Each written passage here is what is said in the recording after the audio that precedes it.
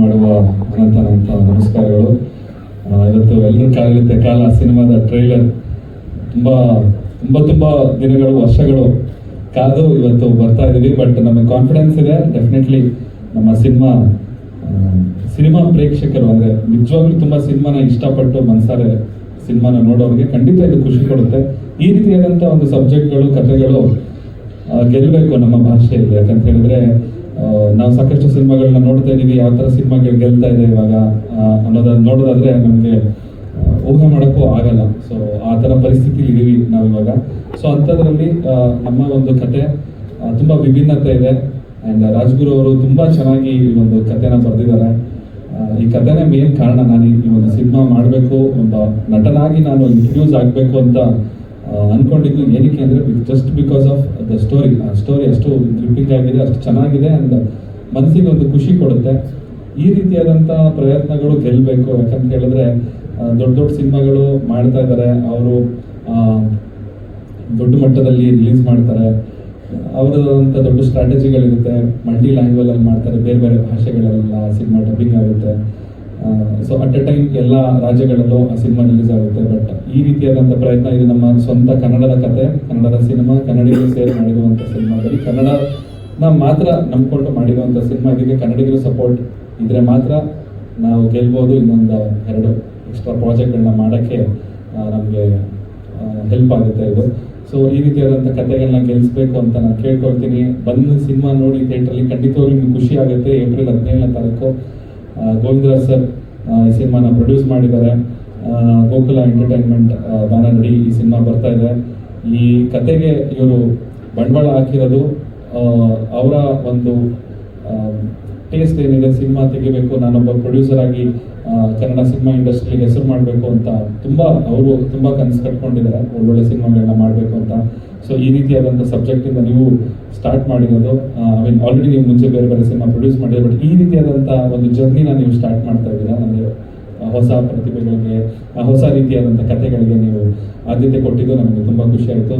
ನಿಮಗೂ ಧನ್ಯವಾದಗಳು. ಆ್ಯಂಡ್ ನಮಗೆ ಇಂಟೈರ್ ಸಿನಿಮಾ ತಂಡ, ಪ್ರದೀಪ್ ಅವರು, ಪ್ರವೀಣ್ ಅವರು ಮ್ಯೂಸಿಕ್ ಡೈರೆಕ್ಷನ್ ಆಗಿರ್ಬೋದು, ಅರ್ಚನಾ ಕೊಡ್ಗೆ ಅವರು ನನ್ನ ಜೊತೆ ಸಹ ನಟಿಯಾಗಿ ತುಂಬ ಚೆನ್ನಾಗಿ ಆ್ಯಕ್ಟ್ ಮಾಡಿದ್ದಾರೆ, ವಸಂತ ಆಗಿ.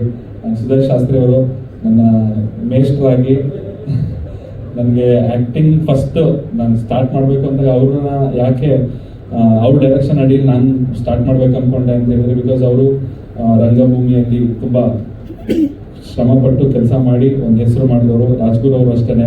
ಇವ್ರ ಟೀಮ್ ನೋಡಿದ ತಕ್ಷಣ ನನಗೇನು ಅನಿಸ್ತು ಅಂದರೆ, ಒಂದು ಸ್ಕೂಲಿಗೆ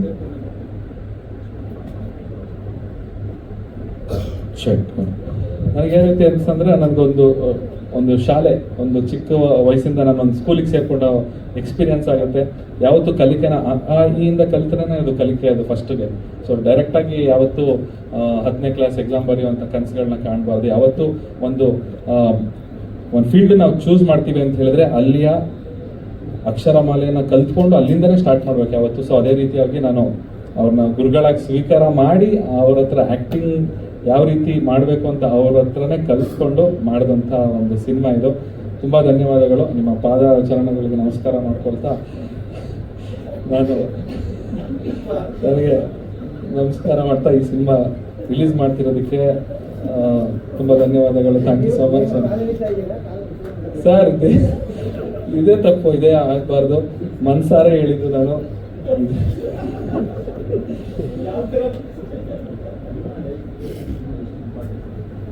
ಸರ್ ಇಲ್ಲ, ಒಬ್ಬ ಕಲಾವಿದ ಅಂದರೆ ಒಬ್ಬ ಆ್ಯಕ್ಟರ್ ಆಗಿ ನಾನು ಗುರ್ಸ್ಕೋಬೇಕು ಅಂತ ನಾನು ಈ ಸಿನಿಮಾ ಕಥೆನ ಒಪ್ಕೊಂಡಿದ್ದು. ತುಂಬ ಇಂಪಾರ್ಟೆಂಟ್ ಇದೆ ಈ ಕತೆ. ನೀವೇ ನೋಡಿದ್ರಿ ಟ್ರೈಲರಲ್ಲಿ. ಸೊ ಅಲ್ಲಿರುವಂಥ ಅವತಾರ ಇಲ್ಲಿರೋ ಒಂದು ಅವತಾರ ತುಂಬ ಡಿಫ್ರೆನ್ಸ್ ಇದೆ. ಇವಾಗ ನಾನು ಆ ಪಾತ್ರದ ಒಳಗಡೆ ಇಳಿದು ಅದನ್ನು ಅವ್ರು ನನ್ನ ತಲೆಯಲ್ಲಿ ತುಂಬಿಸಿ ಅಷ್ಟು ನನಗೆ ಟ್ರೈನ್ ಮಾಡಿ ಮಾಡಿಸಿರುವಂಥದ್ದು. ಸೊ ನಂಗೆ ತುಂಬ ಇಂಪಾರ್ಟೆಂಟ್ ಇದೆ ಇದರಲ್ಲಿ. ಈ ಸಿನಿಮಾ ಗೆದ್ರೆ ಮಾತ್ರ ನಮ್ಗೆಲ್ಲರಿಗೂ ಲೈಫ್ ಆಗುತ್ತೆ ಅಷ್ಟೇ. ಇದು ನೇಚರ್ ಇದು. ಸೊ ನಾನು ಚೆನ್ನಾಗಿ ಆ್ಯಕ್ಟ್ ಮಾಡಿದ್ದೀನಿ ಅಂತಂದರೆ ಸಾಲೋದಿಲ್ಲ. ಎಂಟೈರ್ ತಂಡ ಎಲ್ಲರೂ ತುಂಬ ಚೆನ್ನಾಗಿ ಆ್ಯಕ್ಟಿಂಗ್ ಮಾಡಿದ್ದಾರೆ. ಹೀರೋ ಮೇಲೆ ನಿಂತಿಲ್ಲ ಈ ಸಿನಿಮಾ. ಎಂಟೈರ್ ಚಿತ್ರ ತಂಡದಲ್ಲಿರುವ ಅಷ್ಟು ಜನ ಆ್ಯಕ್ಟರ್ಸ್ ಯಾರಿದ್ದಾರೆ ಅವರು ತುಂಬ ಪ್ರಾಮುಖ್ಯತೆ ಇದೆ. ಪ್ರತಿಯೊಂದು ಕ್ಯಾರೆಕ್ಟರ್ಗೂ ಪ್ರಾಮುಖ್ಯತೆ ಇದೆ. ಎಲ್ಲರೂ ಅಷ್ಟೇ ಚೆನ್ನಾಗಿ ನಿರ್ವಹಿಸಿದ್ದಾರೆ ಪ್ರತಿಯೊಂದು ಪಾತ್ರನ. ಕಾಮಿಡಿಯನ್ಸ್ ಹಾಗೆ ನಮ್ಮ ಮಂಜು ಪಾವಗಡ ಅವರು, ಮಹಾಂತೇಶ್ ಅವರು, ಅನಂತ್ ಅವರು ತುಂಬ ಚೆನ್ನಾಗಿ ಪಾತ್ರ ನಿರ್ವಹಿಸಿದ್ದಾರೆ. ಆ್ಯಂಡ್ ಸುಜಯ್ ಶಾಸ್ತ್ರಿ ಯಾವಾಗಲೂ ಹೇಳೋರು, ನಮ್ಮ ಸಿನಿಮಾದಲ್ಲಿ ಇಬ್ಬರು ಬಿಗ್ ಬಾಸ್ ವಿನ್ನರ್ಸ್ ಇದ್ದಾರೆ, ಒಬ್ಬ ವಿನ್ನರಲ್ಲಿ ಇಬ್ಬಿಬ್ರು ವಿನ್ನರ್ ಇದ್ದಾರೆ ನಮ್ಮ ಸಿನಿಮಾದಲ್ಲಿ ಅಂತ. ಸೊ ಅದೆಲ್ಲ ನಮ್ಮ ಸಿನಿಮಾಗೆ ಪ್ಲಸ್ ಆಗಲಿ ಅಂತ ನಾನು ಭಗವಂತನಿಗೆ ಕೇಳ್ಕೊಳ್ತಾ, ಇನ್ನಾರು ಬಿಟ್ಟಿದ್ರೆ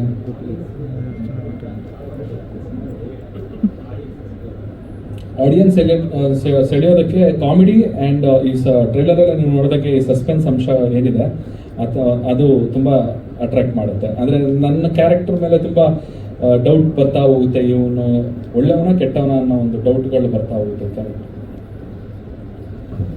ಸೊ ಹೇಳ್ತಾ ಸಾಕ ಕಾಸ್ಟ್ಯೂಮ್ ಅಲ್ಲ ಅಲ್ಲ ಕರೆಕ್ಟ್. Last time